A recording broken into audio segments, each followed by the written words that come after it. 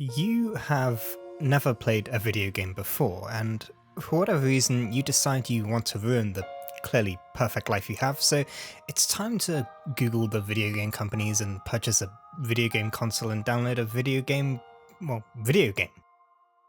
Some of you are doubtless recoiling in horror right now. This hypothetical person is just gonna pick up the popular open world game The Legend of Zelda Breath of the Wild and just start playing, but how? How are they gonna do that? They don't even know what a controller is, let alone what a controller tastes like. These concerns are actually warranted. There's so much that us seasoned veterans take for granted nowadays, like how is somebody completely new to the medium gonna figure out how dual stick controls work? What if they just die over and over again and they don't get to experience how good video games yeah. Actually, it's not that bad. You see, some crafty people at Nintendo have employed a very clever technique called game design to teach any completely new player how to play Breath of the Wild, even if they've never picked up a controller before. Check it out. Okay, so at the start, Link just wakes up and you can walk around and everything is fine. Nothing's gonna like jump out at you or anything. You can figure either from intuition or just rubbing the controller against your face that the left stick is to move and the right stick is to move the camera, and the player's got an infinite amount of time to figure this out. They can just stay here for as long as they like. The game forces you to learn climbing, one of the main mechanics of the game, in order to actually progress, and the Great Plateau serves as a pleasant starting area for the players to muck around in before getting introduced to the world proper. You've probably not thought about this, and that's the point. This design is invisible. The player doesn't even realize that they're in class because the game is designed in such a way where a new player can get to grips with the controls and the mechanics. Meanwhile, the seasoned G-Fuel gamers can Bugatti Veyron it out the front door into the big wide world and begin their any percent mob speedruns. But not every single video game is like this. Some video games introduce rather complex ideas. Sometimes it's a lengthy tutorial, and other times you have to print out a 50-page PDF booklet and have it in front of you in order to learn how to play Shenzhen Nioh. I'm not making that up, you have to do that in order to learn the game. This brings us to Dota 2. Dota 2 fits squarely in the aforementioned category of video game. It's notoriously difficult to get into. But does it have to be this way? Can Dota 2 have a good tutorial?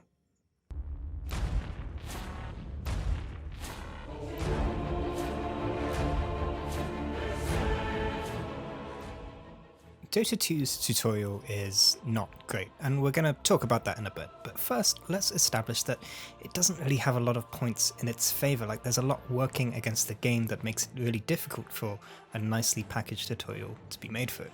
Let's look at some of the problems that Dota 2 faces when it comes to teaching its players how to play. Yeah, it's the same as the title card. Number 1, Dota 2 is an online game. In Breath of the Wild, or any single-player game, it doesn't matter if you mess up over and over and over again. You are only letting yourself down. Dota 2 is a team game. If you don't know how to play and mess up, then you're going to have 4 other teammates who are understandably a little bit miffed that you don't know what you're doing. In an online game, you don't really have the freedom to experiment with learning new concepts and ideas because you're out in the field right now and you have to focus on not messing up the basics first. Number 2, Dota 2 is a very complex game. Yes, complex, not difficult. I mean, it's difficult as well, but there are difficult games that aren't complex. Take the extremely excellent platformer Celeste. Celeste is known for being tricky to play, yet it's very easy to pick up. As long as you know where the A, B and RB to grab cliffgang, RB to grab cliffgang, buttons are on your controller, then you can play Celeste. The challenge of the game comes from how it uses those mechanics in unique ways, and does so way into the 30th hour. Like, it doesn't teach you that you can quickly grab the ledge and jump for a little boost on these moving block thingies, but since you're so far into the game at that point, it trusts you to figure it out for yourself. Dota 2, on the other hand, is a bit different. Dota 2 is best described as a 5 versus 5 real-time strategy game where you only control one unit. Instead of worrying about build orders or micro, the challenge comes from how you control that one unit in conjunction with your 4 other teammates. So let's start with the basics. You have to know what each hero does in order to get an idea of how to play them, or how to play against them. That's fine, I guess there can't be that many heroes, like maybe 20 or 30 or or 50. There's over 100 heroes in this game. There's like there's one hero that has 10 spells, and you have to call up like each one like it's a slot machine. Anyway, there are items in this game. Each item gives your hero stats and can even have active usages of their own, kind of like as well as knowing what abilities each hero has, you also have to consider the order in which you get said abilities. In order to gain gold for your hero, you need to last hit. Last hitting is the act of attacking the enemy creeps at just the right time. Dotted around the map are jungle creeps. These are slightly more powerful versions of regular lane creeps that are neutral. They can be attacked by the map lies Sheikah, the biggest neutral creep there is. He's a formidable opponent with a huge reward if you can take him on. When he dies, he drops the aegis of the immortal. Your creep gives one hero, and if your creep wave is pulling away from the tower, then that opens up your hero to an attack, often called a gank. The easiest way to control in that camp is by Starcraft, however, they will always spawn funny because it's completely empty. You can trick the game to think there's a little of the game by learning the deserve. Just like time to proceed is minus when used against your heroes and the team to take double use to spot out. You would be given the observer this is called. How do you teach all of this? It's just not possible. No player is going to know everything about the game from a 10-minute tutorial. No player is going to know everything about the game from a 10-hour tutorial. It's just too much information to keep track of. Like, look at this guide that's meant to teach you how to play the game. This is ridiculous. Nobody's going to realistically read all of this and be able to remember it all. This is the main sticking point about teaching the game. There's just way too much to learn, and I don't know if it's actually possible to teach all of it in a tutorial. It's the biggest challenge that any tutorial designer of a game like Dota 2 is going to face. We are going to have to act if we want to live in a different world. Number 3. Everyone is playing competitively. What does this mean? Well, let's take a look at Command & Conquer. Like many of you last year, I picked up the Command & Conquer remasters and had a great time. The appeal of Command & Conquer was the feeling of mashing toy tanks together and watching them explode. When I tried to take the game from a competitive point of view, I just couldn't, because it's clear that the game wasn't designed for that type of play. It doesn't mean that Command & Conquer cannot be played competitively at all. I've been known to enjoy watching generals from time to time, but if I ask you what your memories of Command & Conquer are, it's most likely that of building up huge bases and armies on the easiest difficulty and not perfectly executing a 5-man engineer rush or whatever it is the cool kids do. Let's take a look at a different game. Like every single teenager in the UK, I played a lot of Call of Duty back in the day and got reasonably okay at it. When playing, I wasn't actively thinking about how to win or play well, I was just shutting my brain off and trying to forget about mathematics and science and whatnot. With that said, Call of Duty has a pretty substantial competitive following that I know absolutely nothing about. I don't know anything about head glitching or not sprinting everywhere, but that's why Call of Duty is still one of the biggest games to this day. Anyone can play. It supports both casual and competitive gaming. This brings us to Dota 2. Dota 2 is exclusively played at a high level. Everyone knows how to last it, everyone knows how to stack and pull and de-ward and ward, and everyone is trying their best to win. Dota 2 doesn't really work as a casual game, and anybody that does want a casual experience usually plays turbo mode or ability draft. There's no fun time, chill around the map for 30 minutes and build up a one-man army at your own pace, because there's 5 players on the enemy team that aren't doing that, and your fun will be over very, very soon. In Dota 2, everyone is forced to play competitively. Oh, by the way, I don't mean like competitive, go to tournaments and win $50 bazillion. That's a different thing, obviously. But there's a difference between fun time, base build, shotgun run around, and perfect micro head glitch, drop shot. Yeah, these words make sense. Number 4. The game changes every 3 seconds. Dota 2 has seen a lot of patches. In order for the game to stay fresh, Valve usually spice things up every 6 months or so with balanced patches which can change the game in pretty significant ways. We're not talking small number tweaks here. New mechanics or concepts might get introduced. Some mechanics might even get removed. Some mechanics might hopefully get removed in the future. Valve, please remove neutral items from the game. You know you want to. The important point here is that the game can change over time, so what is good and encouraged a year ago might be bad and reportable now. There's no better example of this in action than Mirana. Mirana is quite a special hero because she's been played in so many different ways over the years. Sometimes she's been played in the mid lane, sometimes as a support hero. A patch ago she was played as a soft support, relying on a famous arrow spell to keep heroes locked down for a long time, but this patch I'm having a lot of fun playing her as a right-click safe lane hero. These words mean absolutely nothing if you've not played the game, but the main takeaway here is that if a tutorial suggests you play a hero in one way and then a patch later, the tutorial might be outdated, as a man from Finland who is younger than me but has more money than I'll ever see in my lifetime decided to buy Ethereal Blade on mid Grimstreak. This can apply to core fundamentals of the game too. A while back we were all about roaming supports. You pick a hero that's suited to moving about the map and getting surprise kills. But nowadays if you pick a roaming support, you are essentially giving the enemy team the keys to the Victory Royale battle bus and letting them drive off into the sunset. How is it possible for a tutorial to explain such essential ideas as hero roles when the game itself is fluid and constantly changing? Number 5, people are at different skill levels. You know when you play a tutorial for a game and it's like, move the mouse to the edge of the screen to move the camera, and you're like, yeah, okay, alright.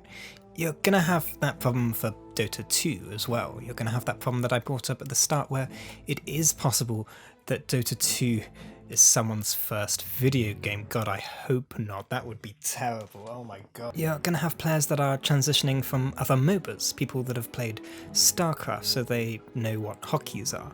You're going to have Diablo players who ask you if it's possible to lock the camera to your hero. I'm not joking, someone asked me this once. And yes, you're gonna have players that have only played first-person shooters or FIFA or whatever, and are gonna have to get to grips with the concept of a top-down camera. How do you have a tutorial that accommodates all of these people? The League players aren't going to want to faff around with camera movement when they already know how that works.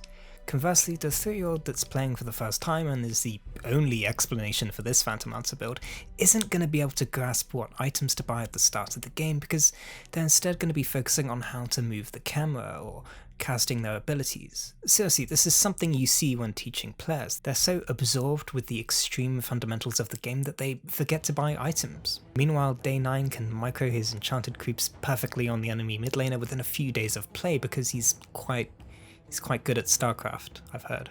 So you probably get it by now. Dota 2 is such a difficult game to make a tutorial for. The odds are not in its favour. But there's a few problems with the tutorial. Let's go through these problems now in a calm and reasonable manner, okay?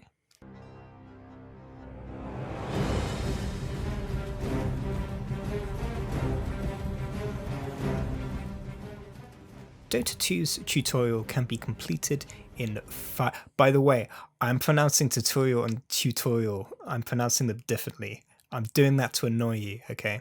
Anyway, Dota 2's tutorial can be completed in 5 minutes. Here is what it tells you. It tells you that you are playing Luna, an agility hero who rides a horse cat and throws glaives. It tells you what the fountain is. You go there to heal, and this way you respawn when you die. It tells you how to move the camera and move your character about the map. It tells you to move your hero to the Ancient and explains the objectives of the game. It tells you to go back to the fountain and spend your starting gold on some items and tells you what those items are. Experienced Dota 2 players might pay special attention to this line. It tells you that there are different lanes to go into, top, middle, bottom, and it tells you to go into the middle lane. It tells you what creeps are. They're the little guys that run down lanes and fight the other little guys. It tells you that you get XP when creeps die. It tells you, explicitly, to constantly right-click on creeps. Right-clicking is just the hero's normal attack. It tells you to level your abilities. It tells you, explicitly, to casually use Lucent Beam on creeps. It tells you to destroy the tower, and that's it. There are 3 other options you can select in the menu, but they put you in a turbo mode bot game, not even the default mode of play. If you play Dota 2, you can probably spot a few gaping flaws in this tutorial, and even if you're not, then you can probably pick up on a few social cues on what's bad. But instead of breaking this down point by point, let's compare this tutorial to what we've unanimously and democratically decided the problems that face a Dota 2 tutorial. Number 1. Dota 2 is an online game. Where is everyone? You are alone. There aren't any bots or anything to convey a feeling that you're going to be playing with other human players. Dota 2 is all about communication. Valve have actually done a good job at providing you the tools to do so. It's not just the bog standard text and voice chat either, it gives you a reasonably comprehensive ping system and an extremely comprehensive chat wheel system that allows you to coordinate plays without a single word. And yet the game never teaches you any of this. It doesn't even convey the idea of you having teammates.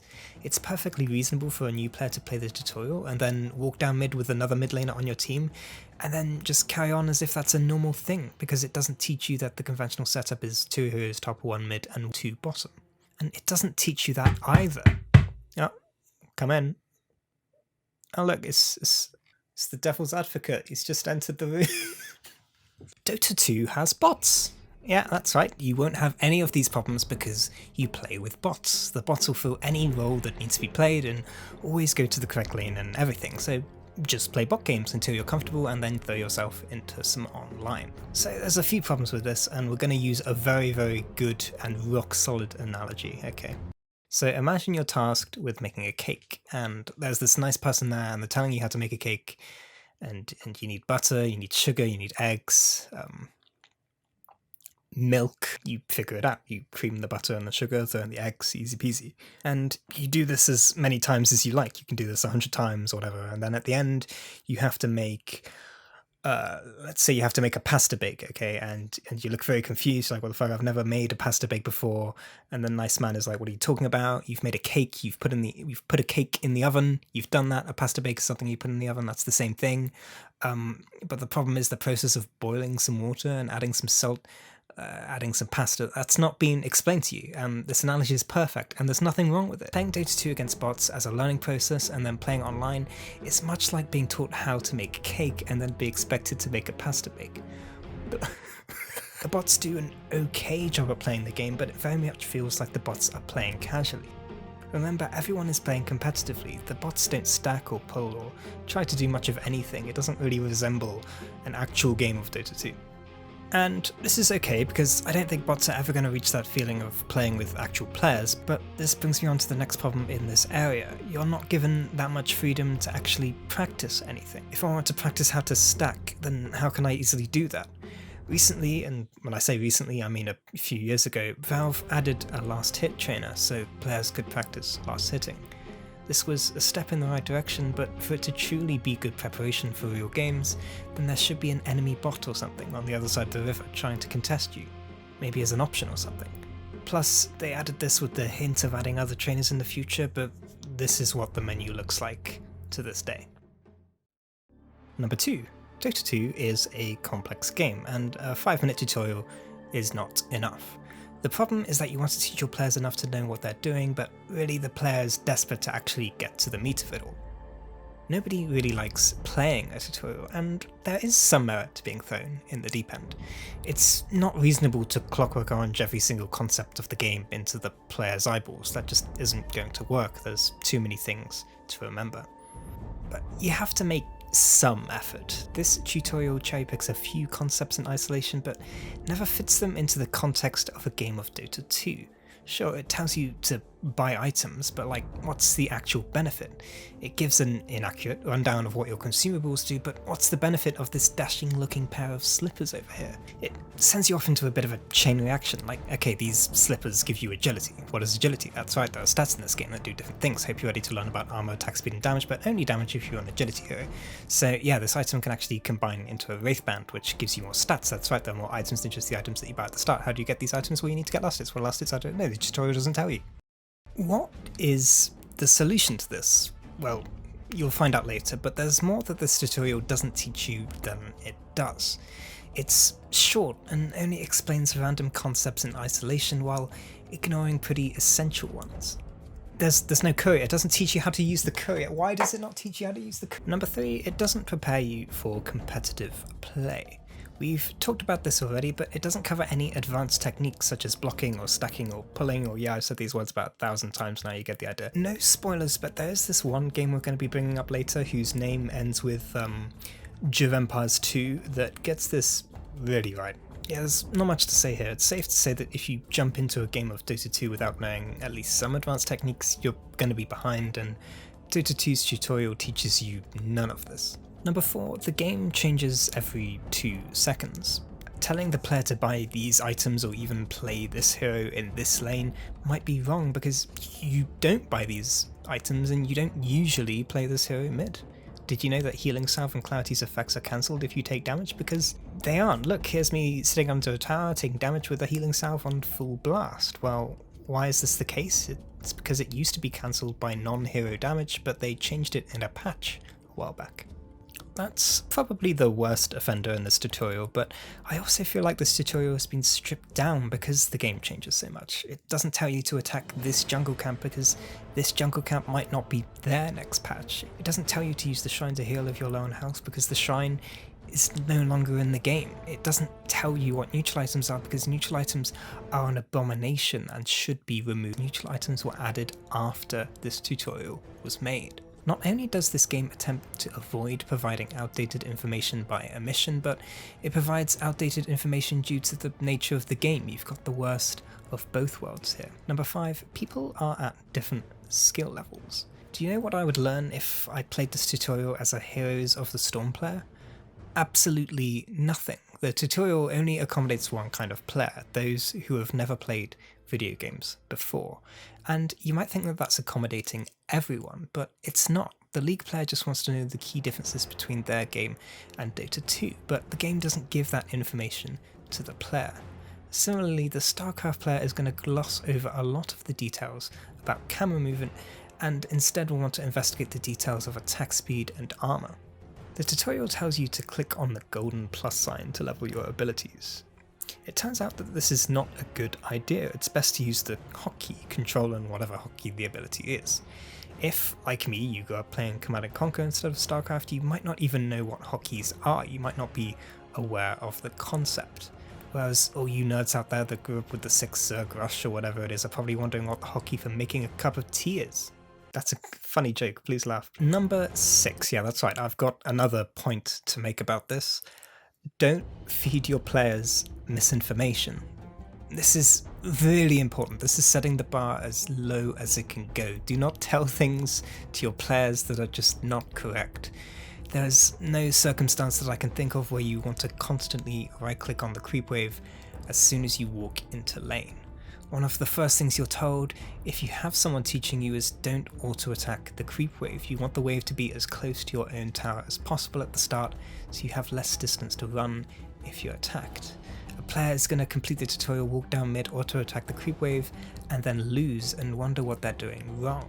After all, it's what the tutorial told them to do. Do not tell your players to casually use Lucent Beam on a creep wave. The wide majority of your abilities cost mana, and while there are circumstances where certain abilities, even Lucent Beam, can be used to secure last hits on important creeps that you would not be able to get otherwise, constantly using them on the creep wave is like rule number 2, I think. You need to save your mana for when you're under threat. The Dota 2 tutorial is just straight up telling you to do things you shouldn't do, and that's not great. Despite only being 5 minutes long, there's just so much wrong with this tutorial, and I know Valve can do better. So let's throw some ideas around about how maybe we can make a good Dota 2 tutorial.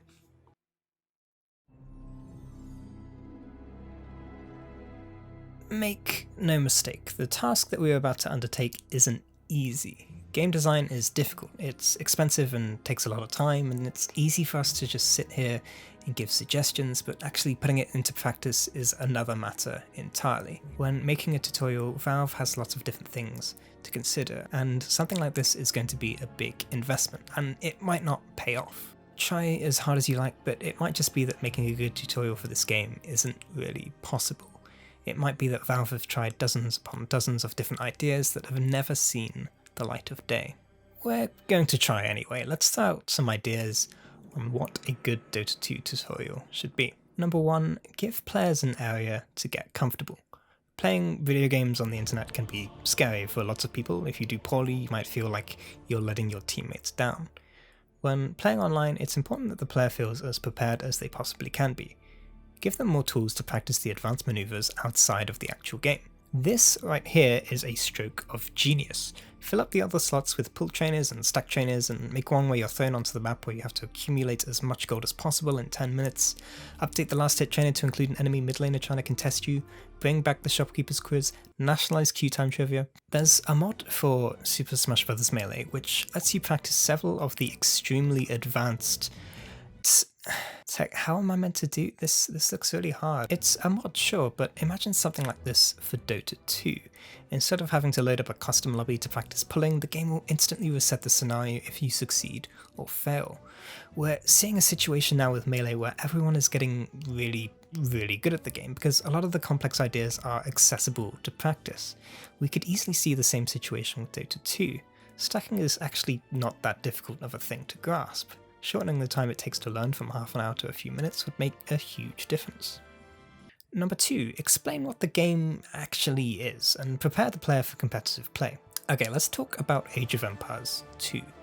Whether or not Age of Empires 2 was actually designed for high-level competitive play is another matter entirely, but the truth is that it was played that way for a very long time. Years later, Microsoft decided to give Age of Empires 2 the remastered treatment with the release of its definitive edition, and the developers spotted a problem.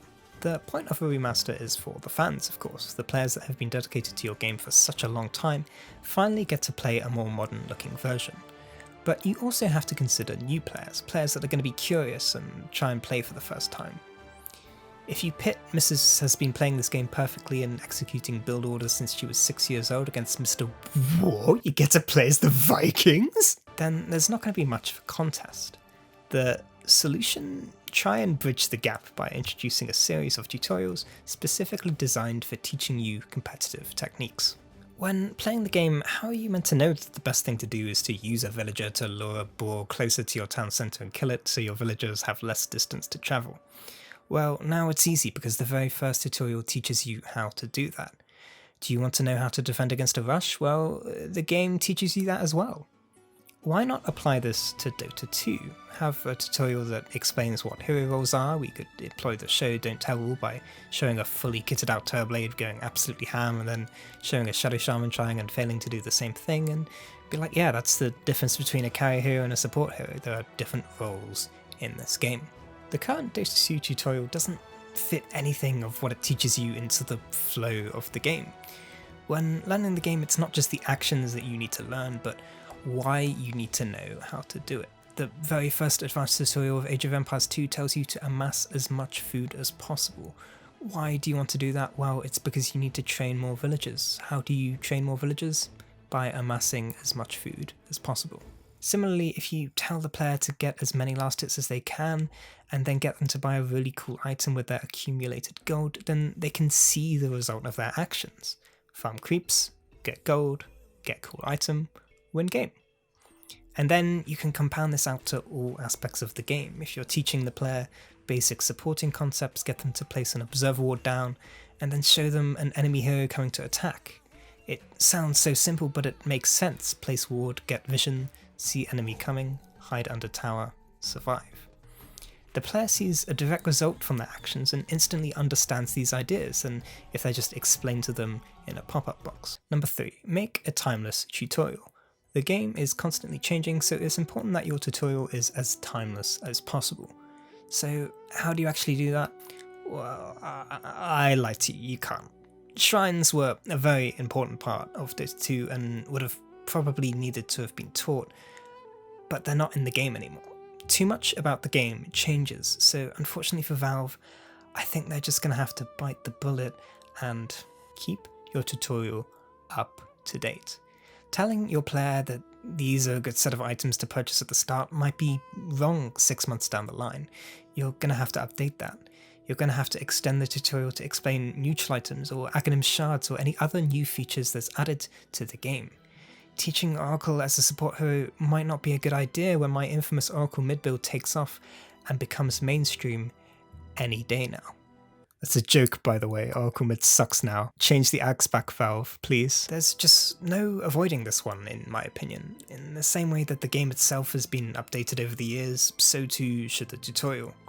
I know this one is probably the least realistic idea. Development costs aside, there are also rumours that Valve has a bit of a culture of bonuses where fresh new ideas are incentivized over improving existing content, so it's looking even less likely.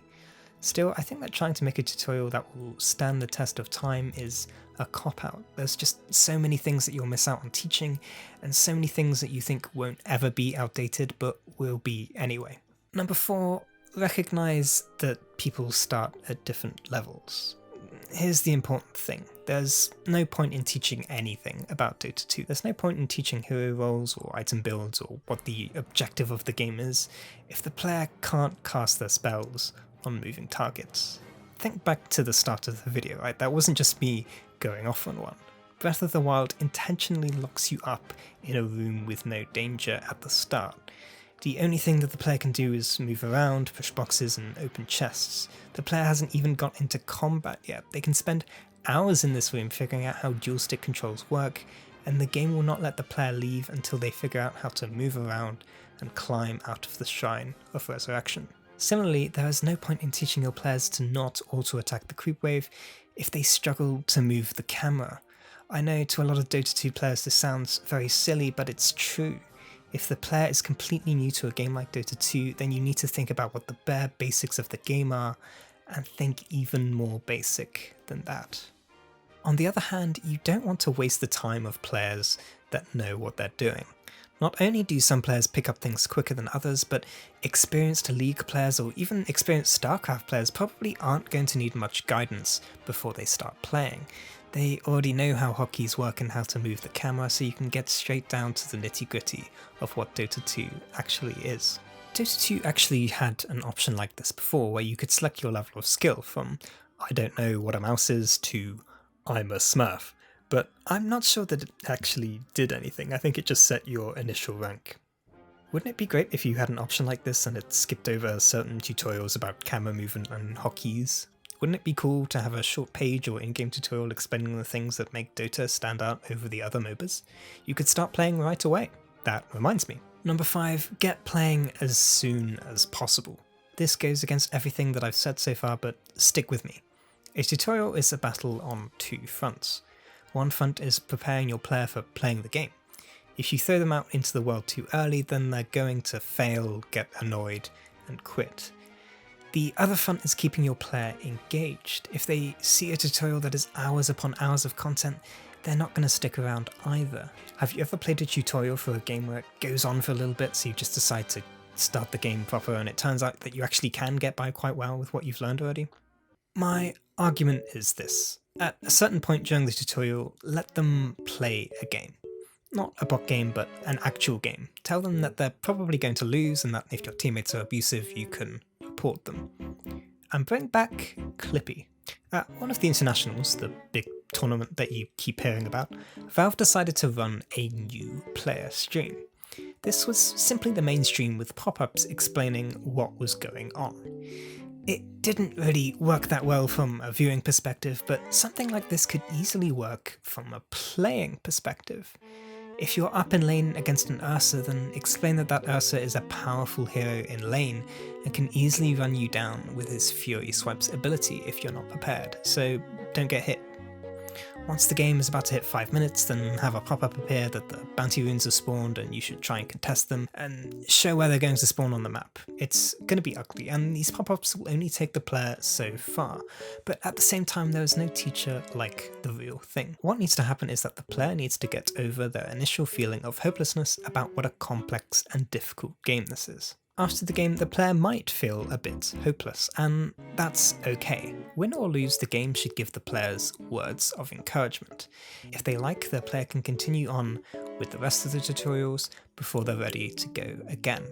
On the other hand, some players might feel confident after playing the game and might even want to try another one. This is fine. Remember, this isn't really about teaching the player everything they need to know, this is about making the player feel comfortable playing the game. They can always come back and learn the advanced techniques later, but if they're happy to play online, then who are we to stop them? Once the player is actually playing the game, everything else will fall into place. This pop-up feature should be an option and can be on for as long as the player likes, in the same way that I used item and ability builds when I started playing, before taking the training wheels off and innovating the worst possible troll warlord build on the planet. Anyway, I think that's it. Yeah, that's all I've got, so that's everything.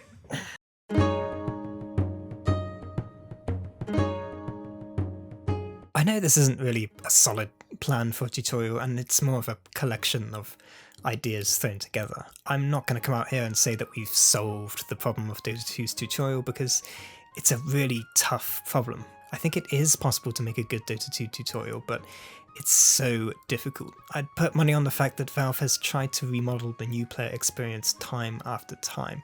There's likely so many scrapped ideas and attempts because this is really difficult. I'd go as far as to say this is one of the most difficult problems in game design at the moment. But in my opinion, it'll be worth it. Dota 2 is an excellent game. It's one of my favourite games ever, and despite all the changes made throughout the years, I still find myself coming back to it. With that said, would I recommend you play it? Absolutely not, no. The tutorial is just not good enough. The game is impossible to learn on your own, even with the help of the many extensive guides that people have written. Is Dota 2 dying? I'm not really sure. I think the esports scene isn't doing too well in the international's absence, but an almost 600,000 player peak is something that many developers would kill several human beings for. The game is old, even older if you count the Warcraft 3 custom map, but recent times have proven that these games can last for much longer than the games of yesteryear. I'd make the argument that we're beginning to see the first video games that are able to stand the test of time, like chess, though I don't know, that might be going a bit too far. The biggest barrier to entry for Dota 2 has always been its accessibility, and its extremely poor tutorial is the main culprit. There are other issues as well, but a good tutorial goes such a long way to introducing new players to the game that I love so much.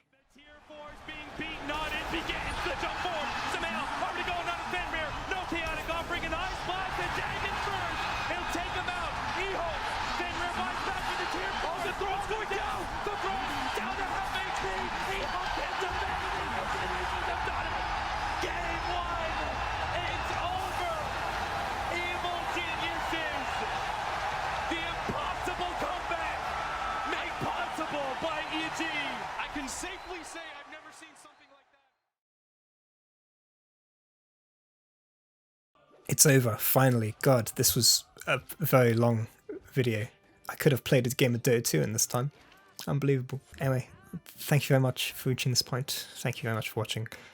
There are more videos if you want. You can watch the videos. They're not videos on Dota 2, so I mean, one is enough. You can also go to videogamesabad.co.uk to read some words. If videos are not for you, if you've skipped directly to this point somehow, and you're like, man, videos suck, I need some words to read, well, it's easy. You can go to videogamesabad.co.uk.